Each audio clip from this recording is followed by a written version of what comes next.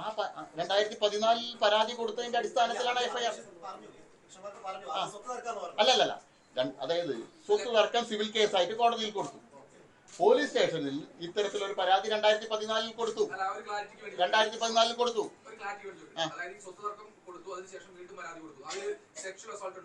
രണ്ട് കേസാ.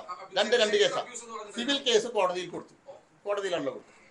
എനിക്കെതിരായിട്ടുള്ള ഈ case town north police സ്റ്റേഷനിൽ പരാതിയായി കൊടുത്തു 2014. അല്ല, എല്ലാ കാര്യങ്ങളും ചേർത്തിയിട്ടുണ്ട്. ഇപ്പൊ ആരോപിച്ച മുഴുവൻ കാര്യങ്ങൾ ചേർത്തിട്ട് തന്നെയാണ് പരാതി കൊടുത്തിരിക്കുന്നത്.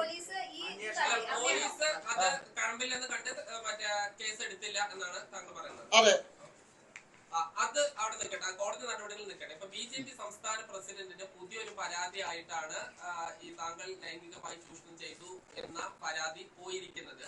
അതാണ് ഇന്ന് വാർത്തയായി വരികയും ചെയ്തിരിക്കുന്നത്. അല്ല, ഞാൻ പറഞ്ഞല്ലോ 15-ലും 20-ലും ഒക്കെ പൊട്ടിച്ചിട്ട് പൊട്ടാതെ പോയ സാധനം അന്നത്തെ നേരത്തെയുള്ള BJP സംസ്ഥാന അധ്യക്ഷന്മാർക്കും ഒരേ 15-ലും 20-ലും ഒക്കെ കൊടുത്താണല്ലോ. അന്നെല്ലാം പാർട്ടിയുടേതായിട്ടുള്ള അന്വേഷണം നടത്തി ഇതിൽ കഴമ്പില്ല എന്നുള്ളതിന്റെ പേരിൽ പാർട്ടി നടപടി എടുക്കാതിരുന്നു. ചില ആളുകൾക്കെതിരായിട്ടുള്ള പരാതിയിൽ കഴമ്പുണ്ട് പറഞ്ഞിട്ട് പാർട്ടിയിൽ നിന്ന് മാറ്റി നിർത്തിയിട്ടുണ്ട്. അതറിയാലോ അല്ലെ? ചില ആളുകൾക്കെതിരായിട്ട് പരാതി ലഭിച്ച സമയത്ത് അത്തരം ആളുകളുടെക്കെതിരായിട്ട് ലഭിച്ച പരാതിയിൽ കഴമ്പുണ്ട് എന്ന് പറഞ്ഞിട്ട് അത്തരം ആളുകളെ, സമാനമായിട്ടുള്ള പരാതി ലഭിച്ച ആളുകളെ പാർട്ടിയിൽ നിന്ന് മാറ്റി നിർത്തിയിട്ടുണ്ട്. ഇന്ന് 15-ലും ആരാണെന്ന് നിങ്ങൾക്ക് അറിയാലോ. സന്ദീപ് വാര്യരെ മാറ്റി നിർത്തിയത് നിങ്ങൾക്ക് അറിയില്ലേ? പാർട്ടിയിൽ നിന്ന് സമാനമായിട്ടുള്ള പരാതിയാ.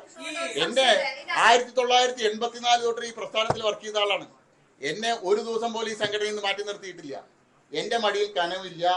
ഏത് തരത്തിലുള്ള അന്വേഷണം വന്നോട്ടെ എനിക്ക് യാതൊരു വിധത്തിലുള്ള ഭയവുമില്ല.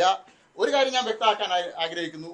VD സതീശനും കോൺഗ്രസിന്റെ നേതാക്കളും എന്നെ ഈ ഓലപ്പാമ്പ് കാണിച്ച് ഭീഷണിപ്പെടുത്തി ഈ രാഹുൽ മാങ്കൂട്ടത്തിന്റെ ഈ വിഷയത്തിൽ നിന്ന് പാലക്കാട് സമരരംഗത്ത് BJP എന്ന് മാറ്റാന്ന് വിചാരിച്ചിട്ടുണ്ടെങ്കിൽ അത് നടക്കാൻ പോകാത്ത സ്വപ്നം. ഇതില് അന്ന് പാർട്ടിക്ക് ഉള്ളിൽ നിന്ന് എനിക്കെതിരായിട്ട് 15-ലും 20-ലും ഇത് ഓപ്പറേറ്റ് ചെയ്ത ആള് ഇപ്പൊ കോൺഗ്രസിനകത്ത് നിന്ന് ഓപ്പറേറ്റ് ചെയ്യും. ആരാണ് ഓപ്പറേറ്റ് ചെയ്തത്? 2 ദിവസം മുമ്പ് ആരാ നനഞ്ഞ പടക്കം പൊട്ടിക്കും തേങ്ങ ഉടയ്ക്കും പറഞ്ഞ് ആ സ്വാമി തന്നെ. എന്തിനാ നിങ്ങൾക്ക്? അല്ല, തേങ്ങ ഉടയ്ക്കും പറഞ്ഞ സ്വാമിയെ കുറിച്ച് എനിക്ക് കൃത്യമായിട്ട് അറിയാലോ. 15-ലും 20-ലും ഒക്കെ പാർട്ടിക്ക് അകത്ത് നിന്നിട്ട് ഈ കാര്യങ്ങൾ കോൺഗ്രസ് അനുഭവിക്കാൻ പോകുന്നേ ഉള്ളൂ.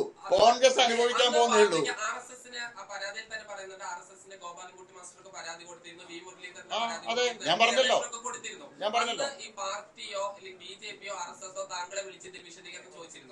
ഇതില് പാർട്ടിയുടേതായിട്ടുള്ള അന്വേഷണം നടത്തി ഇതിൽ യാതൊരു കഴമ്പില്ല എന്നുള്ളതിന്റെ പേരിൽ തള്ളിക്കളഞ്ഞ സാധനം. ശരി, അതെ. പ്രസ് ക്ലബിലെ ഇതേ പരാതിക്കാരെ വാർത്താ സമ്മേളനം നടത്തി അന്ന് ഒരു മാധ്യമം റിപ്പോർട്ടും ചെയ്തിട്ടുണ്ടായില്ല. അപ്പൊ ഇതെപ്പോഴും ഇങ്ങനെ ഉയർത്തിക്കൊണ്ടുവരുന്നതിന് പിന്നിൽ എന്താണെന്ന് 2015 നിങ്ങളുടെയൊക്കെ റിപ്പോർട്ടർമാരുണ്ടായിരുന്നല്ലോ. എല്ലാ പത്രങ്ങളിലെയും ചാനലുകളിലേക്ക് റിപ്പോർട്ടർമാർ 15-ലും 20-ലൊക്കെ ഉണ്ട്. ഏഷ്യാനെറ്റിന്റെ ബിനുരാജ് ആയിരുന്നു, മാതൃഭൂമിയുടെ അബിലാലായിരുന്നു, ഷുക്കൂർ ഉണ്ടായിരുന്നു. ഇവരൊക്കെ ഉണ്ടായിരുന്നു പാലക്കാട് മീഡിയ വണ്ണിന്റെ. അന്ന് മാതൃഭൂമിയിലായിരുന്നു ഷുക്കൂർ. അപ്പോൾ അവർക്കൊക്കെ അറിയാവുന്ന കാര്യമാണ്. ഇത് യാതൊരുവിധ കഴമ്പില്ല എന്നുള്ളതിന്റെ പേരിൽ തള്ളിക്കളഞ്ഞ സാധനം. അപ്പോൾ ഈ തെരഞ്ഞെടുപ്പ് 5-5 കൊല്ലം കൂടുമ്പോഴാണ് നിങ്ങൾ ആ ടൈം ഗ്യാപ്പ് നോക്കണം. 2015